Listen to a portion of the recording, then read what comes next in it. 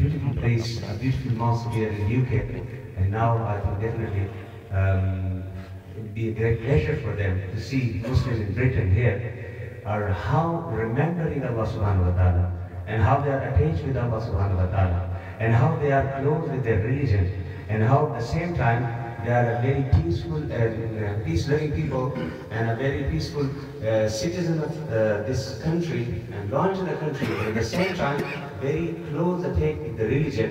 and they are living in this society. So I don't like Allama Mufti Sahib, great Mufti of our country, Allama Mufti Yar Muhammad Khan Sahib. He's sitting here, and the Imam of the Bushiri Mosque, Allama Niyaz al-Siddiqui Sahib, he's also joining us today, and Sardar Sahib is there, and the member of the delegation. I don't think it would be possible for all of them to convey the message today and say a few words and their feeling, but I request any one of them today to say a few words regarding, express their feeling, how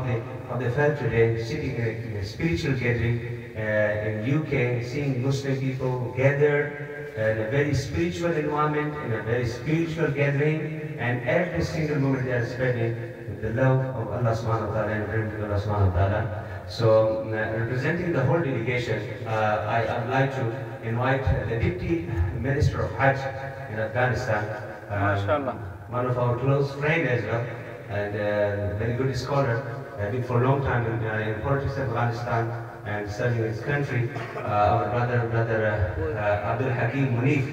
I'm requesting to say, come forward and say a few words in this beautiful gathering. One of our brother Abdul Hakim Munif, the Deputy Minister of Hajj, Afghanistan. Narae Takbir, Allahu Akbar. Narae Risalat, Ya Rasulullah. Narae Haidari, Jashn Eid Miladun Nabi, Zindabad. Ulamae Ahle Sunnat, Zindabad.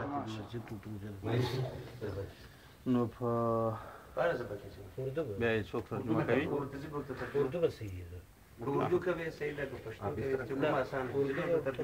اس طرح کریں کہ اگر یہ اردو کا اچھا بول لیتا ہوں کچھ نہ کچھ ہاں ٹھیک ہے ضرورت تو بھی ترجمہ کم کنوں باپ اردو خود ناس کے صحیح لگا ولا ماشاء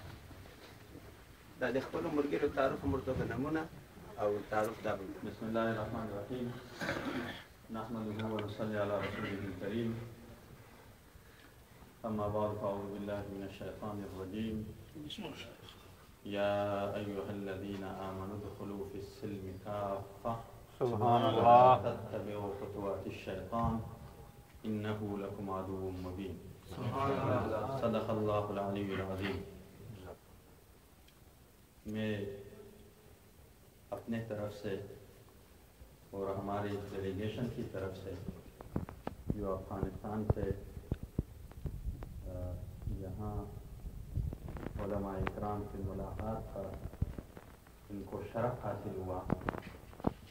السلام علیکم ورحمۃ اللہ وبرکاتہ کہنا چاہتا ہوں. وعلیکم السلام. کیونکہ آپ بھائیوں سے کسی حالت میں ہر کسی سے مصافحہ کرنا مشکل ہے. اسی وجہ سے اپنے الفاظ میں اس بات کو دہراتا ہوں کہ ہر ایک کو الگ الگ مصافحے کی الفاظ کہتا ہوں. ماشاءاللہ. ہمارے ساتھ اس ڈیلیگیشن میں مختلف منسٹریز کے نمائندے منسٹری آف ایجوکیشن کے ایڈوائزر ہیں محترم حلیمی صاحب, مولانا نور العباد صاحب جو افغانستان میں کابل یونیورسٹی کے استاد ہیں, اور ہمارے یہاں محترم کاظم یزدانی صاحب اور ڈاکٹر عارفی صاحب بھی افغانستان کابل میں مختلف یونیورسٹیز کے استاد ہیں. اور ہمارے ساتھ ہمارے ڈیفینس منسٹری کے اہم آفیسر کرنل خلیل الرحمان مدثر صاحب آئے ہیں. ہمیں واقعیت بات یہ ہے کہ کل سے جب ہم آئے ہیں جو خوشی آج حاصل ہوئی ہے وہ کل تک حاصل نہیں سبحان اللہ اور ہم آپ سے ملنے پر یہ تصور کرتے ہیں کہ ہم لندن میں نہیں کہیں کراچی یا پنجاب کے مسلمانوں کے کسی علاقے سبحان اللہ اور ہمیں اس پر بہت افتخار ہے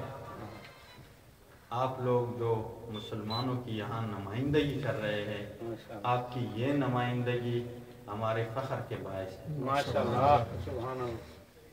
اللہ تبارک و تعالی ہم اور آپ سے راضی ہو جائے آمین ثم آمین اور خداوند ہم اور آپ سے اس طرح راضی ہو جائے کہ کبھی پھر ناراض نہ ہو آمین اور موت سے پہلے اللہ تبارک و تعالی ہم سے راضی ہو آمین ہمارے ایک استاد تھے وہ ہم بچے تھے تو وہ ہمیں لکھائی سکھایا کرتے تھے لکھائی میں یہ الفاظ سکھایا کرتے تھے کہ اولیاء اللہ کی ایک لمحہ کی صحبت 1000 نفلی عبادت سے افضل ہے سبحان اللہ ماشاءاللہ بے شک ہمارے ایک استاد نے ایک واقعہ سنایا تھا اور وہ ہمیں ابھی بھی یاد ہے میں خود بھی نقشبندیہ طریقے کے مرید ماشاءاللہ اور آپ نے سنا ہوا ہوگا افغانستان میں نور المشائخ مولانا فضل عمر مجددی رحمہ اللہ جو نقشبندیہ طریقے کے مہم مؤسس ہے افغانستان میں اور اسی وقت کے علماء کا یہ نظریہ تھا کہ اگر نبوت کا سلسلہ ختم نہ ہو جاتا اس زمانے میں وہی آدم نبوت کا مستحق تھا ان کی ایک واقعہ ہے کہ کسی وقت وہ کہیں جا رہے تھے ان کو کشف ہوا کہ کہیں 3 چور بیٹھے ہوئے ہیں اور ان پر فیوزات باری تبارک و تعالی نازل ہو رہے ہیں تو وہ سوچ میں آنے پڑے یہ چور اور چوروں پر اللہ تبارک و تعالی کے فیوزات یہ میرا کشف غلط ہے یا کوئی اور بات جب نزدیک ہونے پڑا دیکھا گیا کہ چور حضرت عبد القادر جیلانی رحمت اللہ علیہ کا تذکرہ کر رہے ہیں سبحان اللہ واہ واہ واہ واہ سبحان اللہ تو دوستو کہاں بھی ہو مسلمان ان کو چاہیے کہ وہ اپنا تعلق اللہ تبارک و تعالی سے جوڑے سبحان اللہ سبحان اللہ اور وہ ان کا راستہ یہ ہے کہ مسلمان